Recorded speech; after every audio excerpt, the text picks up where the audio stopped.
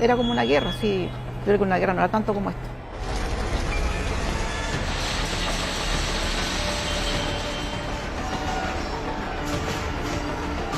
Que no tuvieron piedad con nada, o sea, lo que no pudieron llevar lo rompieron.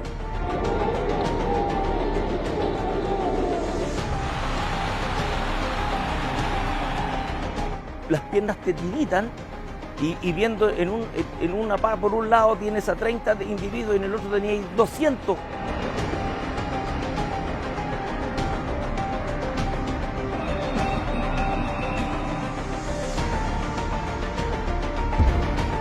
Estamos absolutamente superados, tengo que venir lesionado para cagar.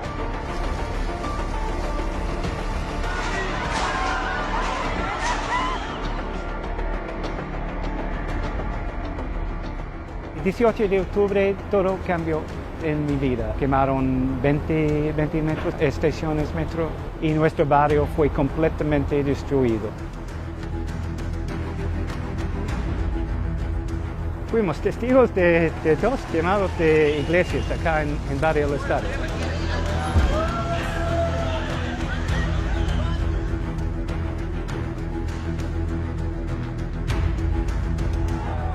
El llamado estallido social, el cual comenzó el 18 de octubre del 2019, desencadenó una violencia brutal dejando miles de heridos, muchos de ellos carabineros. Se destruyeron lugares emblemáticos en muchas ciudades y miles de comerciantes de Arica a Punta Arenas perdieron sus locales que fueron saqueados y destruidos.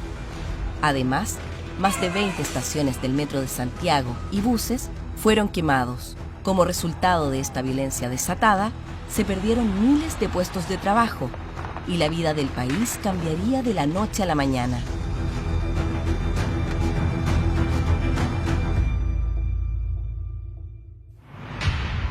La historia nos enseña que los estallidos son puntos de ebullición que impulsan reacciones en cadena difíciles de controlar. Todos fuimos testigos del vandalismo, la destrucción, los saqueos y de cómo se comenzó a normalizar la violencia irracional, las agresiones y la impunidad. Al mismo tiempo, por una parte, multitudinarias marchas pacíficas daban espacio para lograr una salida democrática a la crisis y por otra, la polarización política generaba un quiebre social de insospechadas consecuencias. Todos estábamos de acuerdo en que se necesitaban mejores pensiones, mejor educación, mejor salud, más seguridad. Yo apoyé todas estas demandas sociales, las apoyé, pero cuando ya nos empezaron a destruir nuestros negocios, que no éramos pequeños comerciantes, yo creo que se perdió el foco. El país se vería seriamente perjudicado por la actitud de la extrema izquierda, que vio una oportunidad para provocar un clima de inestabilidad institucional. Este caos sería funcional para los colores políticos más radicales, que históricamente han validado la violencia como un método de presión a la autoridad vigente y democráticamente elegida. Lamentablemente, eso es lo que ocurrió en Chile, y los sacrificados fueron cientos de miles de familias y de trabajadores que sufrieron de manera directa y cruel los efectos y perjuicios de la violencia callejera. Incluso, hubo políticos que salieron a la calle a increpar a los carabineros y las Fuerzas Armadas que tenían el mandato legal de resguardar la seguridad de la población.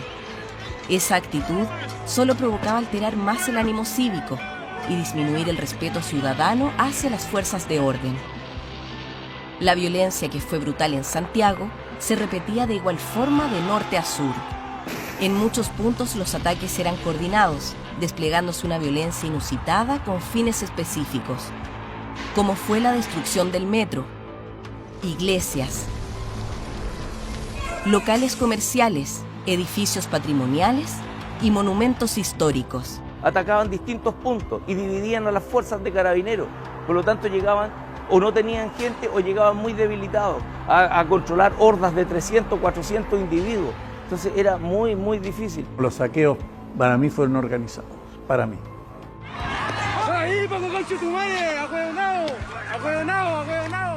Los primeros días de esta violencia sostenida puso una presión enorme sobre las fuerzas de orden y seguridad, que no contaban con la dotación necesaria ni los elementos para controlar a los violentistas y encapuchados. Estamos absolutamente superados. Tengo carabineros lesionados, los vehículos apedreados, bombas muertos, no tengo gas, no puedo disparar escopeta para cagar. Ayer había más de 3.000 delincuentes actuando en forma concertada, organizada y dividida en grupos pequeños, atacando en 20 o 30 puntos simultáneos. Acá vinieron con camionetas, vinieron con máquinas para cortar candados, para levantar cortinas. O sea, no era nada que tenemos rabia, abrimos este local. No, era algo que ya estaba pensado. Cada noche, las marchas terminaban con saqueos, quemas y destrucción. Los llamados manifestantes transformaron sectores céntricos de ciudades en zonas de sacrificio.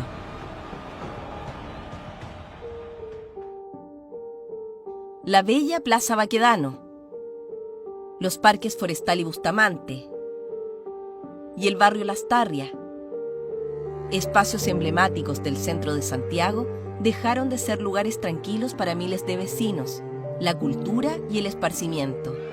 Para ellos, todo esto se transformó en un infierno e impunidad ilimitada, que sumía a sus víctimas en una indefensión total.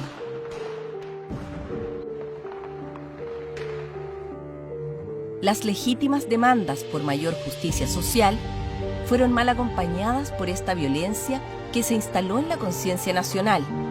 Y más grave aún, muchos actores políticos la validaron, ya fuese por sus declaraciones explícitas o con su silencio al no condenar el vandalismo ni tampoco defender a las víctimas. Valparaíso, patrimonio de la humanidad, una de las ciudades más reconocidas de Chile en el mundo, fue una de las más afectadas por los violentistas. Los locales comerciales de la calle Condel, el epicentro del vandalismo, fueron saqueados y años de esfuerzo fueron destruidos en segundos. Han pasado 2 años y todavía muchos locales siguen cerrados. Calle Condel, a partir del 19 de octubre del 2019, fue convertida en la zona cero del país, como ya prácticamente todo Chile lo sabe. Fue destruida, fue arrasada por hordas de delincuentes que vinieron nada más que aprovecharse del descontento social que existía. Pero esto parecía una bomba, no sé. Estuvimos todos los días hasta las 4 o 5 de la mañana cuidando los locales. Que vengan unos imbéciles y que en unas pocas horas destruyan todo tu trabajo, todo tu esfuerzo y te dejen a brazos cruzados, no podemos permitirlo. Querés defender lo poco que tienes, igual te esfuerzas por tenerlo, igual te esfuerzas por cuidarlo, porque es tuyo, tú te lo ganaste. Entonces también es muy feo que te lo vengan a quitar, a destruir personas ajenas.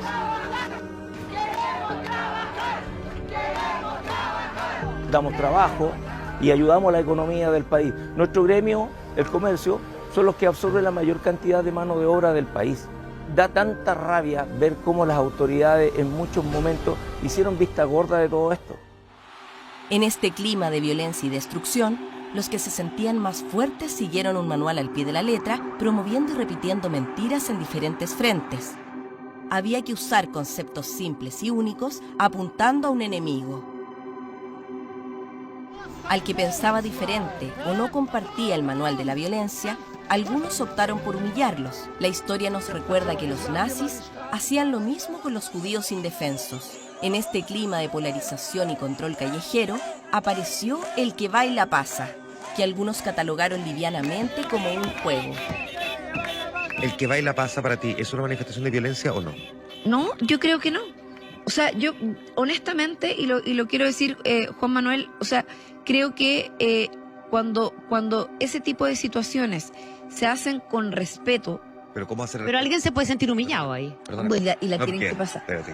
El que baila pasa es eso, que te obligan o si no, no puedes pasar. Si por eso se llama el que baila pasa, que le pusieron un nombre además como amoroso cuando es una humillación.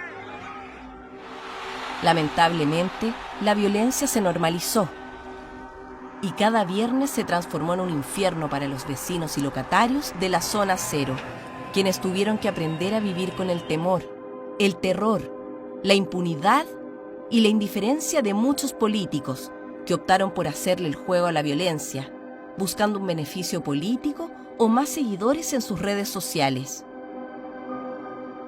Fue la entonces presidenta del Senado y hoy candidata presidencial la que firmó e impulsó un proyecto de ley para otorgar un indulto general y dejar en libertad a quienes sean autores, cómplices o encubridores de delitos ocurridos desde el 7 de octubre de 2019 al 9 de diciembre de 2020, más de un año después del estallido. Nosotros presentamos junto a la senadora Adriana Muñoz, al senador Latorre, entre otros, un proyecto de ley por el indulto. Ese proyecto de ley ya se tramitó en la Comisión de Derechos Humanos, se votó favorablemente con los votos nuestros, fue 3-2.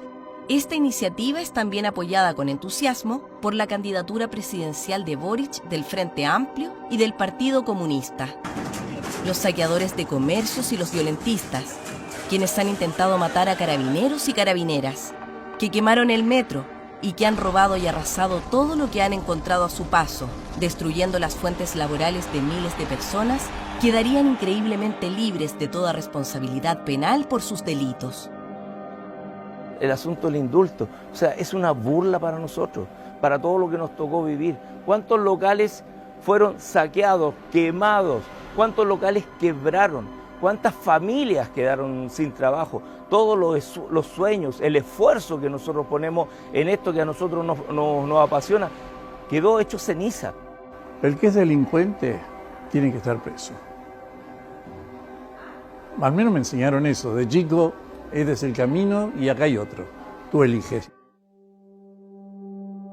La libertad es lo más importante que tenemos. No debemos olvidarlo jamás.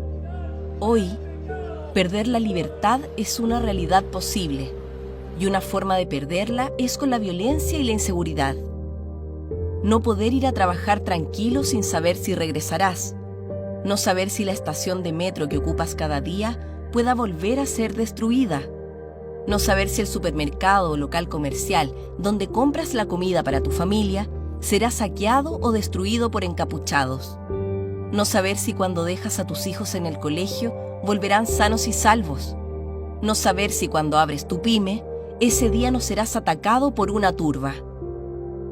Lo que más indigna es ver a los delincuentes y narcos apropiarse de las calles, de nuestras vidas, y a los políticos confundir la violencia con las manifestaciones, el saqueo y el vandalismo con los derechos, y a la policía con los encapuchados. Vote por los que creen que los buenos son los que visten de verde, y los malos los que andan con capucha destruyendo todo. No vote por los que apoyan la violencia y apoyan la ley de indulto, castigando a todas las víctimas. No vote por los que quieren destruir a carabineros. Usted no es testigo de una película de terror. Usted es protagonista. Y si no actúa y se preocupa, será una víctima. Por eso, vote por quienes están en contra de la violencia desde siempre. La libertad no se pierde por la fortaleza de sus enemigos, sino que por el silencio de los que deben defenderla. Defiende la libertad, defiende a Chile.